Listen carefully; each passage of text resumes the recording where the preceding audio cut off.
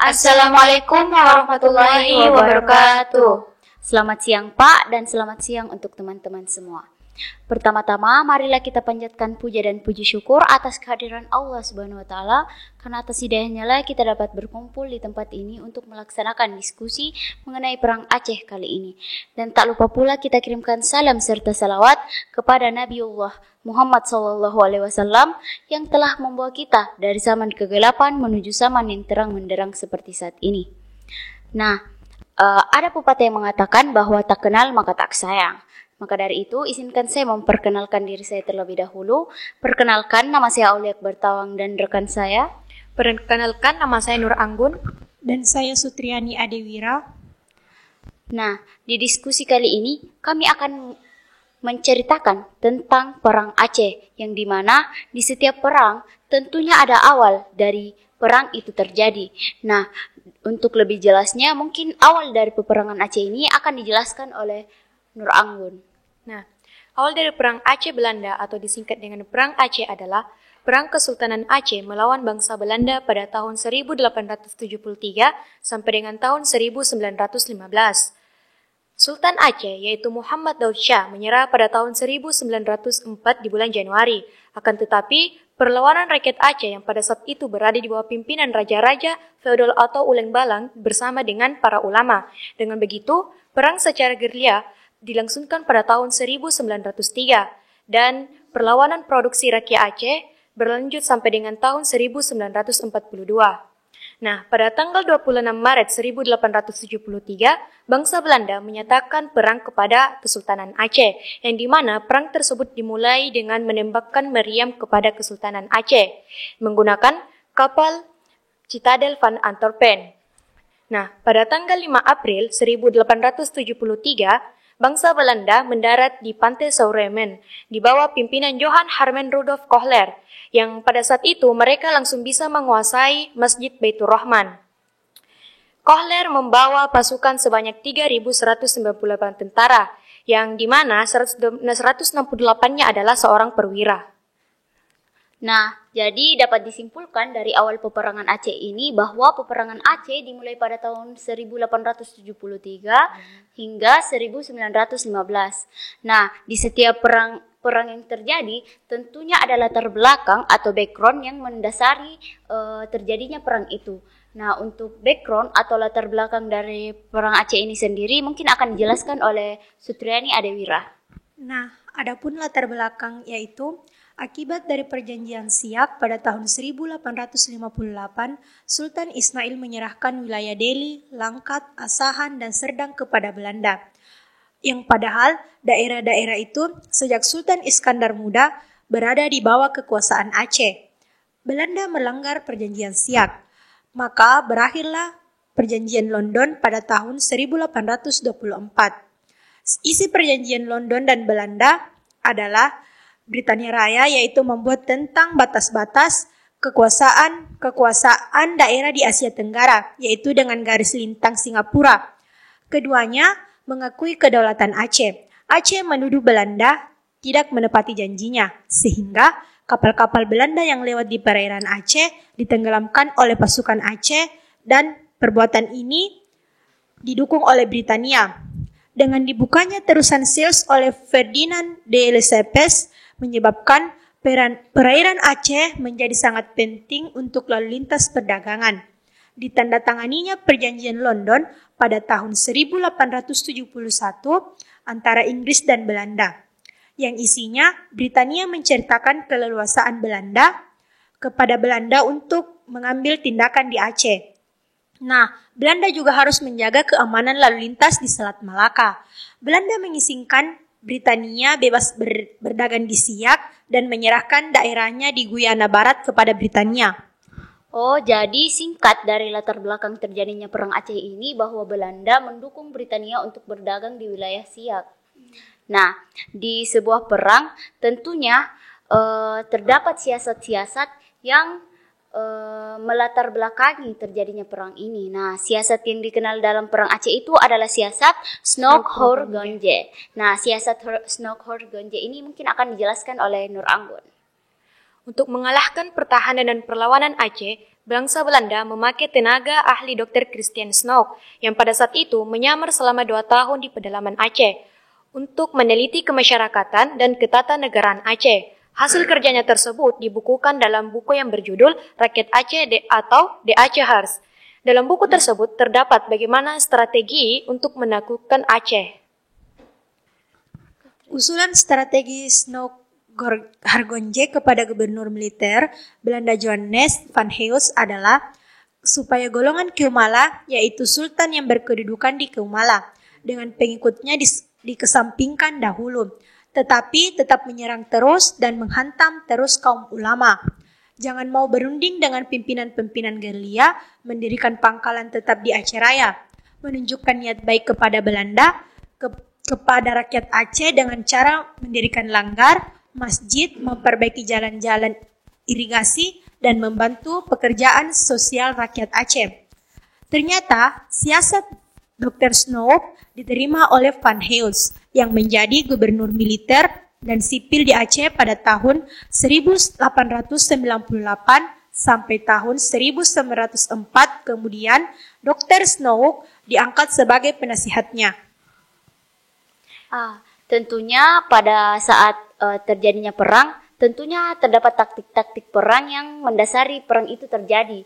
Nah, taktik perang Aceh ini mungkin bisa dijelaskan lebih detail.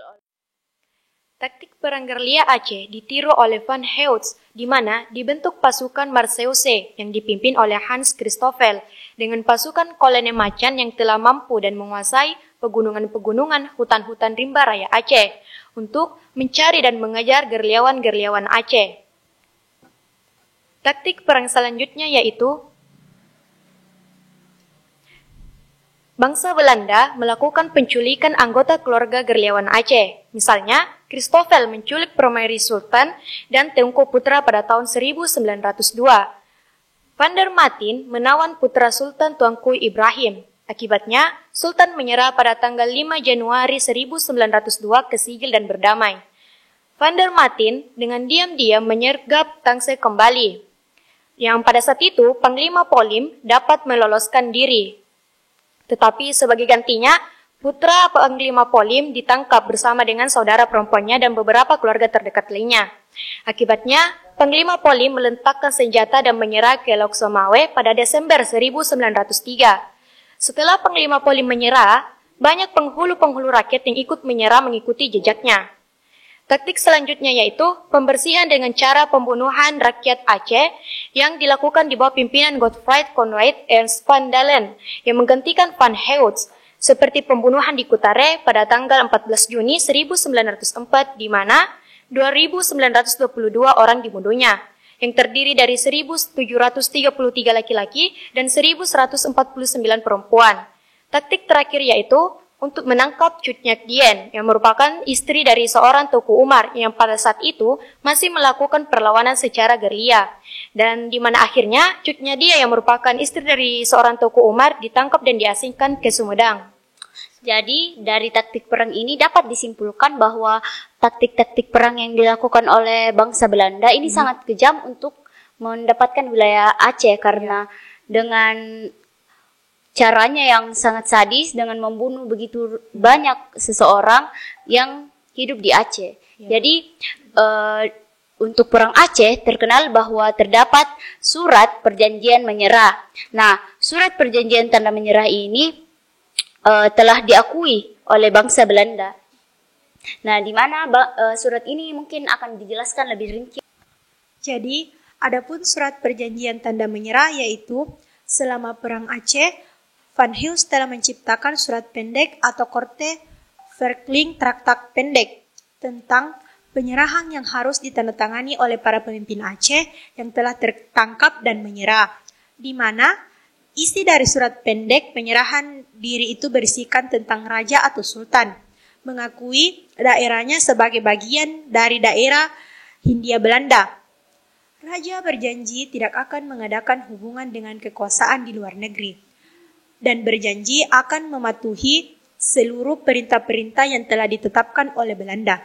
Perjanjian pendek ini menggantikan perjanjian terdahulu yang rumit dan panjang dengan para pemimpin setempat. Walau demikian, wilayah Aceh tetap tidak bisa dikuasai oleh Belanda, dikarenakan pada saat itu tetap saja terjadi perlawanan terhadap Belanda, meskipun dilakukan oleh sekelompok orang atau masyarakat. Hal ini berlanjut sampai Belanda enyah dari Nusantara dan digantikan kedatangan penjajah baru, yakni Jepang atau Nippon. Oh, seperti itu. Jadi pada perang Aceh ini terdapat periode-periode yang dimana terdapat 5 periode dalam perang Aceh ini. Nah, dalam perang Aceh ini mungkin periodenya yang akan dijelaskan oleh Kak.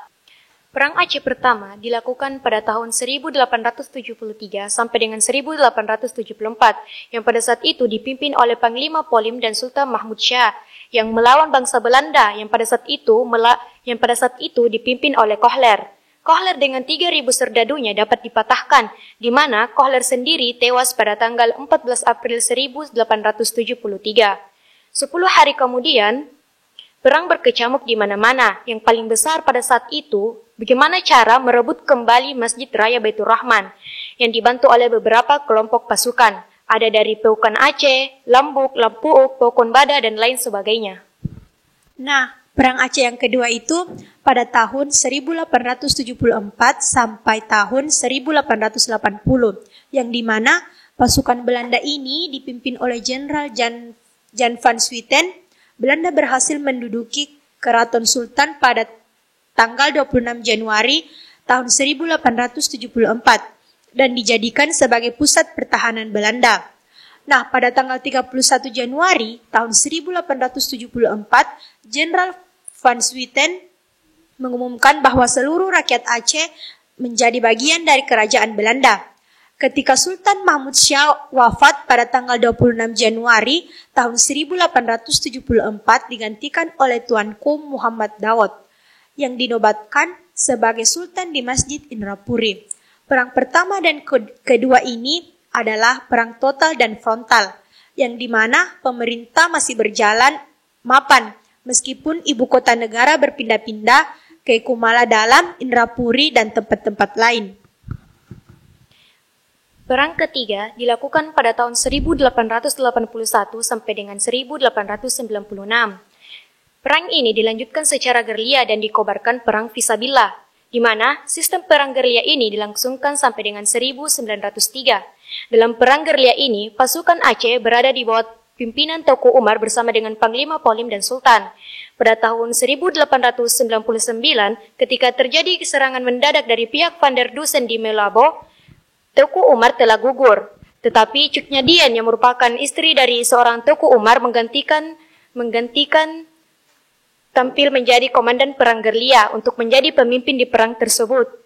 Nah, pada perang keempat itu, pada tahun 1906 sampai tahun 1910, yang dimana perang gerilya kelompok dan perorangan dengan perlawanan, penyerbuan, perhadagan, pembunuhan tanpa komando dari pusat kesultanan. Nah, pada tahun 1910 sampai tahun 1915, akhir dari perang besar. Akan tetapi, perlawanan sporadis rakyat Aceh masih berlanjut sampai tahun 1942 di beberapa tempat yang dilakukan oleh sekelompok pejuang. Oh, jadi ternyata dalam jangka waktu dari tahun 1873 sampai 1942 terdapat banyak periode-periode yang dilakukan oleh bangsa Belanda. Nah, mungkin itulah diskusi kami mengenai perang Aceh. Lebih dan kurangnya mohon dimaafkan karena kami hanya manusia biasa ya, karena yang sempurna hanya milik Allah Subhanahu wa taala. Kami tutup dengan ucapan billahi taufiq wal hidayah. Wassalamualaikum warahmatullahi wabarakatuh.